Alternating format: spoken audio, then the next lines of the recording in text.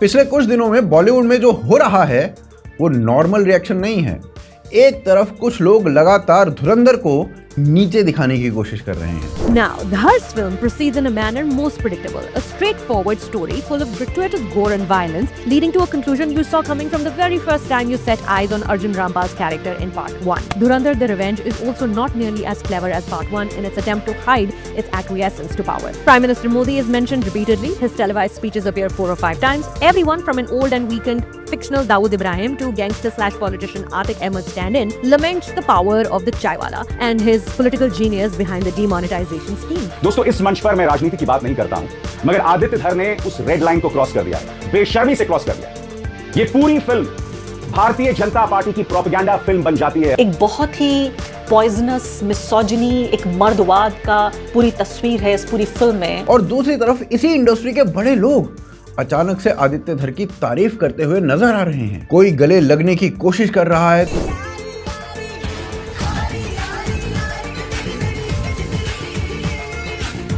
तो कोई उनके लिए कसीदे पढ़ रहा है। फिल्म हक नेटफ्लिक्स पर रिलीज होती है, आलिया भट्ट एंड गैंग तुरंत सोशल मीडिया पर एक्टिव हो जाते हैं, स्टोरी लगाते हैं, Yami Gautam you are queen, big fan of yours. यहाँ तक कि जिस करण जौहर ने आज तक यामी गौतम को कोई फिल्म ऑफर नहीं की, वो भी उनके बिग फैन बन जाते हैं। और सबसे दिलचस्प बात यह है कि ये वही लोग हैं जिन्होंने सालों तक आदित्य धर और यामी गौतम को इग्नोर किया है।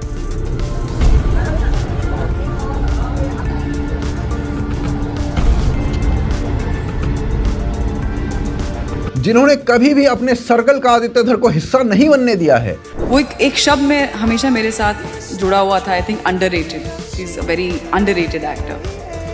पहले तो बड़ा अच्छा लगता था, फिर उसके बाद उसका असली मतलब समझ में आया अंडररेटेड। इसका मतलब यही है कि आप डिजर्व काफ़ी करते हैं, आप में बहुत पोटेंशियल है, बट अभी भी कहीं ना कहीं वो आपका पोटेंशियल या आपको अपॉर्चुनिटीज़ खुलकर नहीं आ रही है। आपको लगता है कि ये सच है?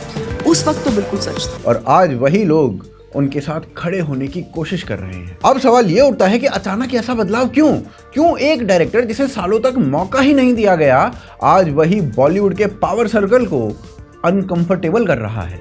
आपको भगवान इसलिए टेस्ट कर रहा है, कहीं ना तो कहीं वो जब आपको देगा तो ऐसा देगा कि आप जिंदगी भर याद रखोगे। कई बार क्या होता है कि हम वेट नहीं करते, हम मेहनत नहीं करते, हम सोच लेते हैं कि यार मेरी किस्मत में नहीं। आपकी किस्मत में है, आपको बस एथिकली जेन्युइनली सिर्फ मेहनत कर। जहाँ पे भी आपको लगे कि यार यहाँ पे सब कुछ खत्म हो गया, कोर से आपकी एक एनर्जी आनी चाहिए जो बोलती कि नहीं यार एक ट्राई और मारते हैं। वो एक ट्राई और मारने वाली जो एटीट्यूड है वो इवेंचुअली आपको उस मुकाम तक ले जा सकती है जहाँ पे आप पहुँचना चाहते हो। और क्यों एक एक्ट्रेस जिसे बार बार पीछे धकेल दिया गया, आज वही उस चेंज का चेहरा बन रही है, जिसे ऑडियंस ओपनली एक्सेप्ट भी कर रही है। आखिर ऐसा क्या हुआ कि ये सिर्फ सक्सेस नहीं रही बल्कि एक जवाब बन गई? कैसे एक पूरा खेल पलटा गया और कैसे बॉलीवुड की ईगो उसको तोड़ा गया? आइए इस वीडियो में ये सब कुछ समझते हैं। देखिए, अगर ये समझना है कि आदित्य धर और यामी गौतम ने बॉलीवुड के मूवी माफिया से रिवेंज कैसे लिया, तो हमें थोड़ा पीछे जाना पड़ेगा, क्योंकि ये कहानी सीधी सक्सेस की स्टोरी नहीं है। ये कहानी उस पैटर्न की है जिसमें बार बार ह्यूमिलिएशन झेलना पड़ा है, चीट किया गया है और हर बार ऐसी सिचुएशन बनाई गई है जिससे उन्हें इंडस्ट्री से धीरे धीरे उखाड़ कर फेंका जा सके। सबसे पहले आदित्य धर को समझते हैं, क्योंकि यहीं से पूरी चेन शुरू होती है। उनका बैकग्राउंड ही ऐसा था कि बॉलीवुड के टिपिकल सेटअप में वो फिट नहीं बैठते थे। ना कोई फिल्मी फैमिली, ना कोई पावरफुल कॉन्ट्रैक्ट, ना कोई ऐसा नेटवर्क जो उन्हें लॉन्च कर सके। आदित्य धर एक कश्मीरी पंडित परिवार से आते हैं जिन्हें कश्मीर छोड़ना पड़ा था। मतलब उनकी लाइफ शुरू से ही स्मूथ नहीं थी और शायद इसी वजह से उनकी सोच भी धीरे धीरे और डायरेक्ट हो गई। लेकिन देखिए, प्रॉब्लम यहीं से शुरू होती है, क्योंकि बॉलीवुड या फिर किसी भी इंडस्ट्री में ऊपर बैठे हुए लोग आसानी से ऐसे लोगों को जगह नहीं देते हैं जो अपनी खुद की सोच लेकर आते हैं। उन्हें बस वही लोग चाहिए होते हैं जो उनके हिसाब से ढल जाएं और सिस्टम के रूल्स फॉलो करें, और आदित्य धर उस मोल्ड में फिट नहीं हो रहे थे।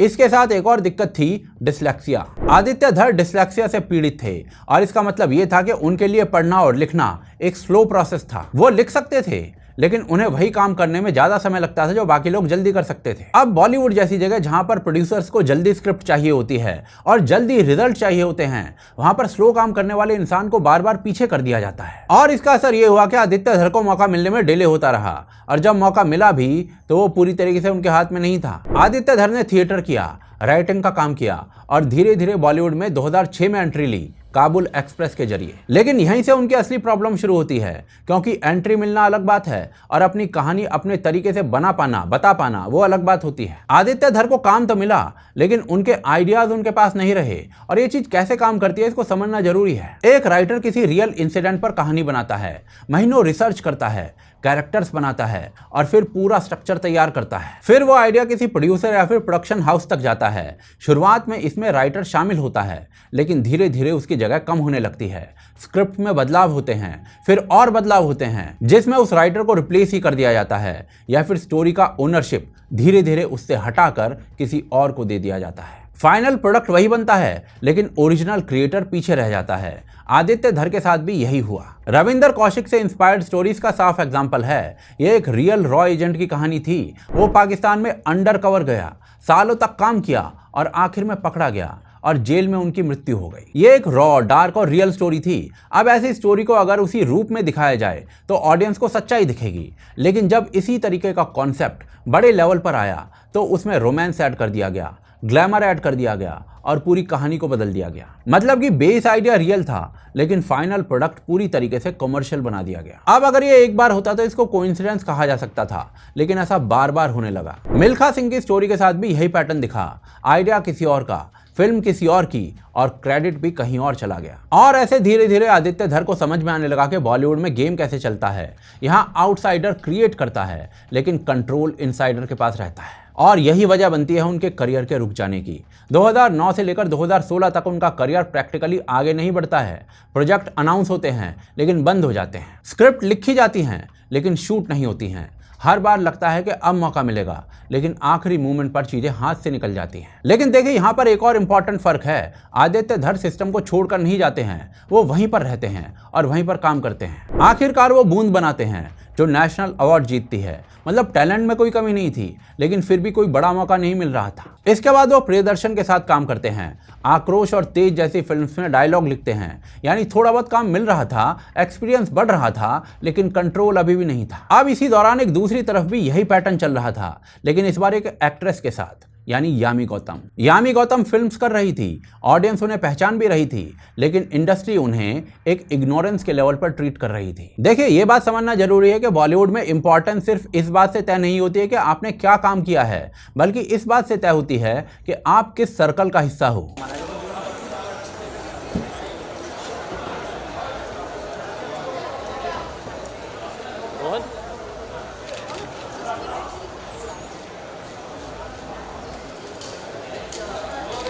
अगर आप उस इनर सर्कल में हो तो आपको हर जगह दिखाया जाता है, हर प्लेटफॉर्म पर बुलाया जाता है और हर जगह हाईलाइट किया जाता है। लेकिन अगर आप उस सर्कल का हिस्सा नहीं हो तो धीरे धीरे आपको पीछे कर दिया जाता है। यामी गौतम के साथ भी यही हुआ। उन्हें फिल्म्स मिल रही थी, लेकिन प्रमोशंस में उनको पीछे रखा जाता था। इंटरव्यूज में फोकस किसी और पर होता था, बड़े प्लेटफॉर्म पर उन्हें बुलाया ही नहीं जाता था। और उन्होंने खुद कहा है कि उन्हें महसूस होता था कि वो उस इनर सर्कल का हिस्सा नहीं है, और ये बात बिहेवियर में साफ दिखाई देती थी। I won't deny there have been times where you felt unwelcomed, where you felt not a part of this, where you felt for that you don't need anyone to tell you, just that one look is enough that you know it, you can read it. Coffee with Karan जैसे shows में वही लोग बार बार आते हैं जो industry के power circle का हिस्सा होते हैं, और यामी गौतम का वहां पर ना होना ये साफ दिखाता है कि उन्हें किस लेवल पर रखा गया। काबिल के समय ये चीज और साफ हो जाती है। यामी गौतम फिल्म की लीड थी, लेकिन प्रमोशंस में उन्हें बराबरी का ट्रीटमेंट नहीं दिया गया। स्थिति इतनी खराब हो गई थी कि ऋतिक रोशन को ये कहना पड़ा था कि वो अकेले प्रमोट नहीं करेंगे।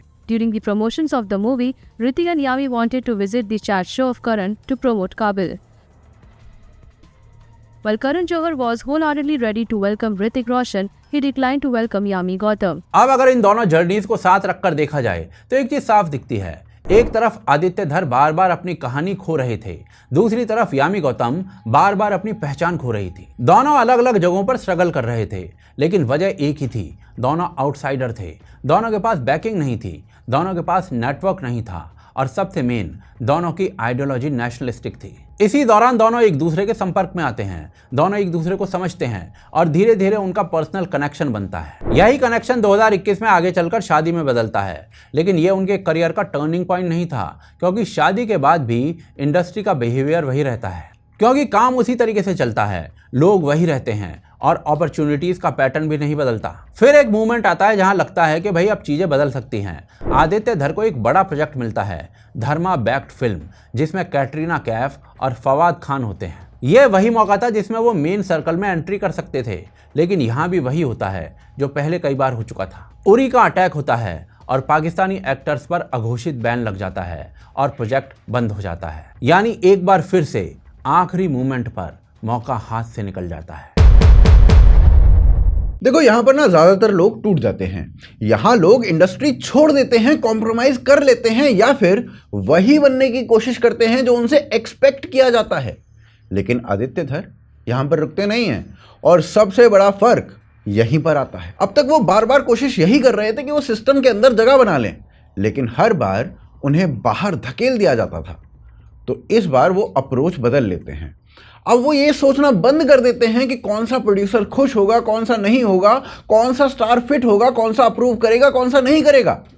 अब वो वही बनाना चाहते हैं जो वो खुद बनाना चाहते हैं। जिस सोच से वो आते हैं और जिस आइडियोलॉजी से वो इंस्पायर्ड हैं, अब आदित्य धर वही बनाते हैं।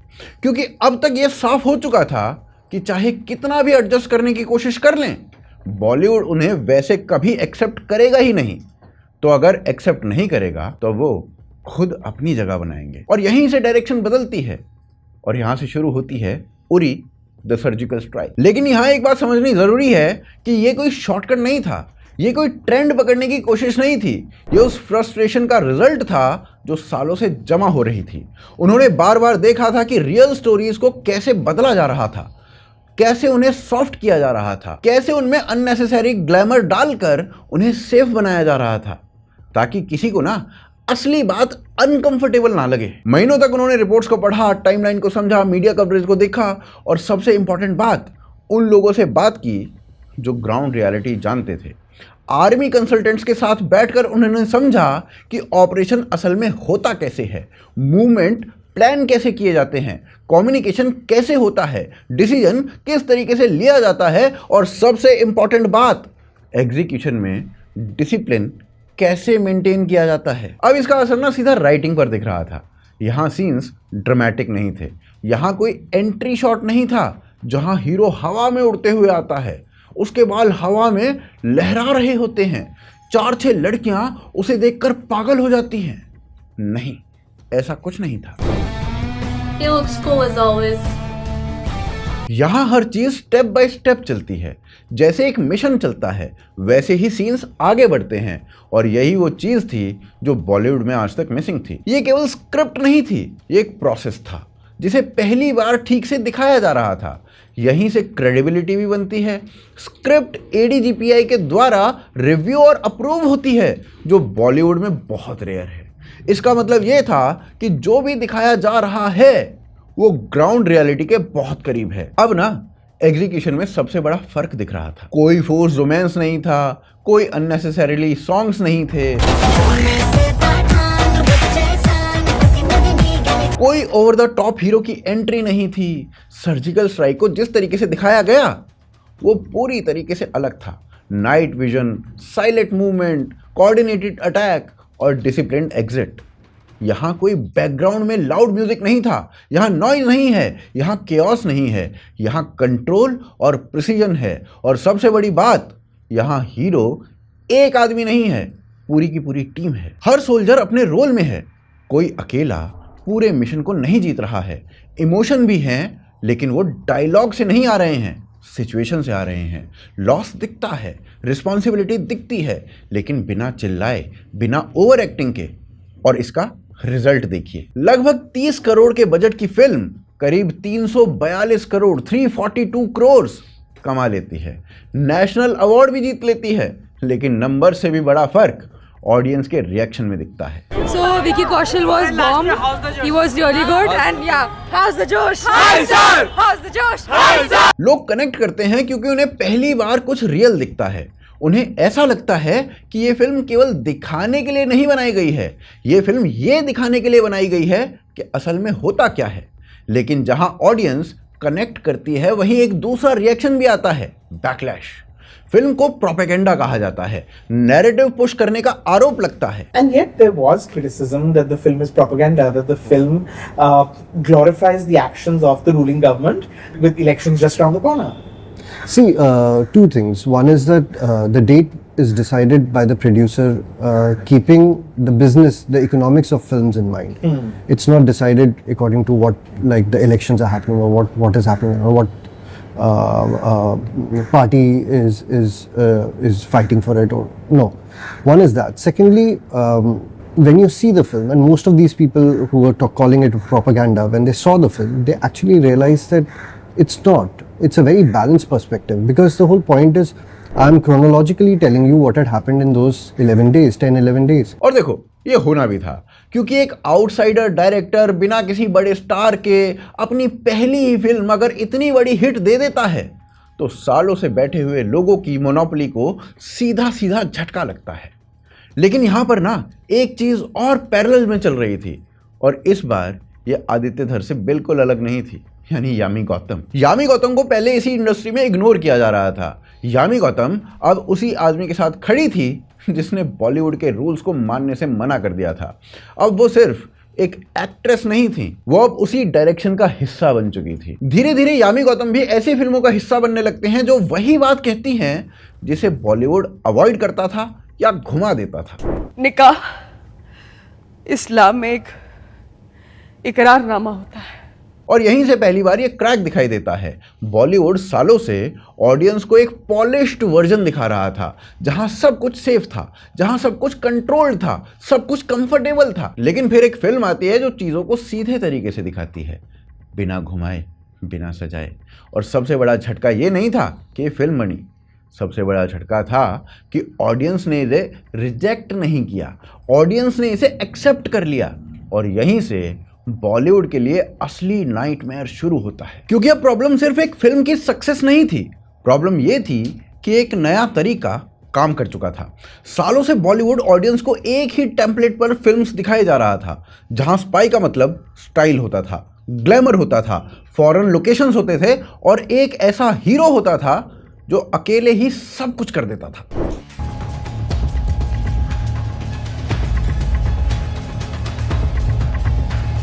लेकिन उरी के बाद चीजें बदलने लगती हैं। अब ऑडियंस कंपेयर करने लगती है। अब जब पठान, टाइगर 3, वॉर, मिशन मजनू जैसी फिल्म्स आती हैं तो सरफेस पर सब कुछ बड़ा लगता है, बड़े सेट्स, बड़े एक्टर्स, बड़े बजट्स। लेकिन अगर अंदर देखा जाए तो पैटर्न वही पुराना मिलता है। एजेंट क्लब के अंदर एंट्री ले रहा है, मिशन से पहले डांस कर रहा है, लग्जरी कार्स में घूम रहा है और फिर बिना प्रॉपर प्लानिंग के मिशन को कंप्लीट भी कर दे रहा है। Sorry Pathaan, nothing personal. Really? मतलब सब्जेक्ट तो सीरियस है, लेकिन ट्रीटमेंट एंटरटेनमेंट टेम्पलेट वाला हो रहा है। फिल्म में कुछ भी, कहीं भी, कैसे भी हो रहा है। इंटेलिजेंस ऑपरेशंस जैसे सेंसिटिव टॉपिक को भी उसी फॉर्मूले में डाल दिया गया है, जहां लॉजिक से ज्यादा इंपॉर्टेंस ना स्टाइल को दे दी जाती है। और यही वो जगह है जहां फर्क साफ दिखने लगता है। आदित्य धर की जो अप्रोच थी ना, वो अलग थी। वहां पर जब ग्लैमर को लाया गया तो वो ग्लैमर नहीं बढ़ा रहे थे, वो डेप्थ को बढ़ा रहे थे। आदित्य धर ने उन लोगों के साथ काम किया जो ग्राउंड रियलिटी जानते थे, जैसे जर्नलिस्ट आदित्य राज कौल, जिन्होंने खुद इंटेलिजेंस और कश्मीर जैसे इश्यूज को क्लोजली कवर किया है। मतलब इनपुट अब उन लोगों से आ रहा था जो सच को जानते थे और केवल इमेजिनेशन के आधार पर स्क्रिप्ट नहीं लिखी जा रही थी। इसका असर सीधे सीधे फिल्मों में दिख रहा था। और यही ना आदित्य धर का फॉर्मूला बनता है, ना अननेसेसरी रोमांस, ना फूल सॉन्ग्स और ना ही हीरो वर्शिप। अब ऑडियंस इस फर्क को नोटिस करने लगती है और अब ये सिर्फ आदित्य धर की फिल्म्स तक सीमित नहीं रहता है। यामी गौतम जो पहले इग्नोर की जा रही थी, अब उसी डायरेक्शन की फिल्म्स में चेहरा बनने लगती हैं। वो सिर्फ एक्टिंग नहीं कर रही हैं, वो उसी नैरेटिव को सामने लेकर आ रही हैं जिसे पहले साइडलाइन कर दिया जाता था। आर्टिकल 370 में उनका रोल सिर्फ परफॉर्मेंस नहीं है, वो उस शिफ्ट का हिस्सा है जहां चीजों को सीधे सीधे तरीके से दिखाया गया है। और वो लोग हमें आर्टिकल 370 को हाथ लगाने नहीं देंगे। मतलब अब ना ये सिर्फ एक डायरेक्टर का अप्रोच नहीं है, ये अब एक पैटर्न बन चुका है। यानी आदित्य धर उस पैटर्न को बना रहे हैं और दूसरी यानी यामी गौतम उस पैटर्न को सामने लेकर आ रही हैं। और यहीं से बॉलीवुड को असली खतरा महसूस होने लगता है, क्योंकि अब कंपटीशन सिर्फ स्टार से नहीं है, अब कंपटीशन अप्रोच से है। अब मुकाबला बजट का नहीं है, अब मुकाबला क्रेडिबिलिटी का है। और जब क्रेडिबिलिटी सामने आती है तो चमक धीरे धीरे कमज़ोर पड़ने लगती है। और यही वो पॉइंट है जहां ऑडियंस धीरे धीरे डिसाइड करना शुरू कर देती है कि उन्हें क्या देखना है और क्या सिर्फ दिखाया जा रहा है। देखिए, इसी बदलाव के बीच में धुरंधर आती है और ये सिर्फ एक फिल्म नहीं होती, ये उन सारी चीज़ों का रिजल्ट होती है जो आदित्य धर सालों से देख रहे थे, समझ रहे थे और झेल रहे थे। इस बार फर्क ये था कि वो किसी को इम्प्रेस करने के लिए फिल्म नहीं बना रहे थे, वो वही बना रहे थे जो वो दिखाना चाहते थे, बिना घुमाए, बिना सॉफ्टन किए। इस बार टेररिज्म का बचाव नहीं किया गया था, उसे सीधा दिखाया गया था। जो चीजें पहले अवॉइड की जाती थी वही इस बार फ्रंट पर रखी गई थी। और यही वो चीजें थी जिससे बॉलीवुड हमेशा बचता था, क्योंकि ऐसे टॉपिक्स में रिस्क होता है, बैकलैश होता है और कंट्रोल खोने का डर होता है। लेकिन धुरंधर में यह डर नहीं था। यहाँ कहानी को इस तरीके से नहीं बदला गया कि सब कंफर्टेबल रहें। यहाँ कहानी को वैसे रखा गया जैसा ग्राउंड पर होती हैं सिचुएशंस। और यही वजह थी कि शुरुआत में इस प्रोजेक्ट को सपोर्ट नहीं मिला, बड़े प्लेटफॉर्म पीछे हट गए, क्योंकि उन्हें साफ दिख रहा था कि ये सेफ प्रोजेक्ट नहीं है। लेकिन इस बार आदित्य धर ने किसी बैकिंग का इंतजार नहीं किया, उन्होंने खुद इन्वेस्ट किया, खुद रिस्क लिया। और ये रिस्क सिर्फ पैसों का नहीं था, ये उनकी क्रेडिबिलिटी का भी था, क्योंकि अगर ये फेल होता तो उनके लिए वापस आना ऑलमोस्ट इम्पॉसिबल हो जाता। अब राइटिंग और एग्जीक्यूशन देखिए, यहाँ कहानी को छोटा करके फिट नहीं किया गया, बल्कि उसे एक्सपेंड किया गया। लगभग 7 से 8 घंटे का कंटेंट तैयार किया गया ताकि हर लेयर को पूरा स्पेस मिले, हर मिशन को प्रॉपर बिल्ड मिले और हर कैरेक्टर अपनी कहानी को कह सके। यहाँ पर केवल एक हीरो नहीं है जो सब कुछ कर रहा है, यहाँ पर मल्टीपल ऑपरेटिव्स हैं, अलग अलग मिशंस हैं और हर मिशन एक दूसरे से जुड़ा हुआ है। और यहीं से रियलिज्म और स्ट्रांग हो जाता है। और यही वो वजह है जहाँ बॉलीवुड का पुराना फॉर्मूला कमजोर पड़ने लगता है। और यहीं पर सबसे बड़ा शिफ्ट आता है। वही इंडस्ट्री जिसने आदित्य धर को सालों तक साइडलाइन किया, वो अब इसे इग्नोर नहीं कर सकती, क्योंकि इस बार आदित्य धर के पास एक स्क्रिप्ट नहीं है, कोई एक फिल्म नहीं है, उनके पास ऑडियंस का सपोर्ट है। और भाई साहब, बॉलीवुड में सबसे बड़ी पावर ऑडियंस की होती है। इसी के साथ यामी गौतम की पोजीशन भी पूरी तरीके से बदलती है। जो एक्ट्रेस पहले इवेंट्स में साइडलाइन कर दी जाती थी, जिसे बराबरी का स्पेस नहीं दिया जाता था, वही अब उस प्रोजेक्ट का हिस्सा है जो पूरे नैरेटिव को बदल रहा है। हक और धुरंधर जैसी फिल्म के बाद यामी गौतम को भी इग्नोर करना संभव नहीं रहता, क्योंकि अब वो सिर्फ एक सिंपल एक्ट्रेस नहीं है, वो उस शिफ्ट का चेहरा बन चुकी हैं जिसे ऑडियंस एक्सेप्ट कर रही है। और यहीं पर सबसे बड़ा फर्क दिखता है। पहले रिकॉग्निशन नहीं दिया जाता था, अब देना पड़ रहा है। पहले प्लेटफॉर्म्स पर जगह नहीं मिलती थी, अब बुलाना पड़ रहा है। पहले इंपॉर्टेंस नहीं दी जाती थी, अब ओपनली एक्नॉलेज करना पड़ रहा है। और ये बदलाव फेयरनेस की वजह से नहीं आया है, ये मजबूरी में आया है, क्योंकि ऑडियंस ने डिसाइड कर लिया है कि वो क्या देखना चाहती है।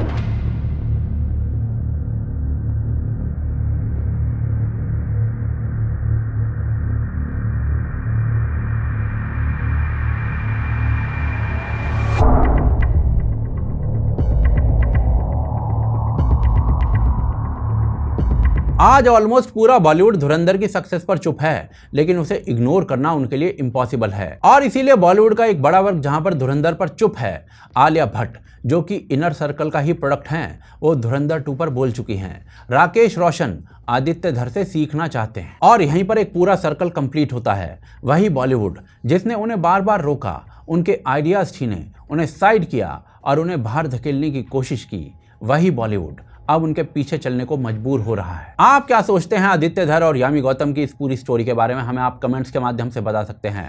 चैनल को सब्सक्राइब करें और वीडियो को शेयर अवश्य करें। साथ ही साथ हमें सपोर्ट कर सकते हैं patreon.com और UPI के माध्यम से, जिनके लिंक आपको डिस्क्रिप्शन और पिन कमेंट में मिल जाएंगे। साथ ही साथ आपको स्क्रीन पर भी उनके लिंक्स दिखाई दे रहे होंगे। इसके अलावा स्क्रीन पर जो दूसरा वीडियो इस समय आपको दिख रहा है उसको अवश्य देखें। पुनः मिलते हैं अगले एपिसोड में।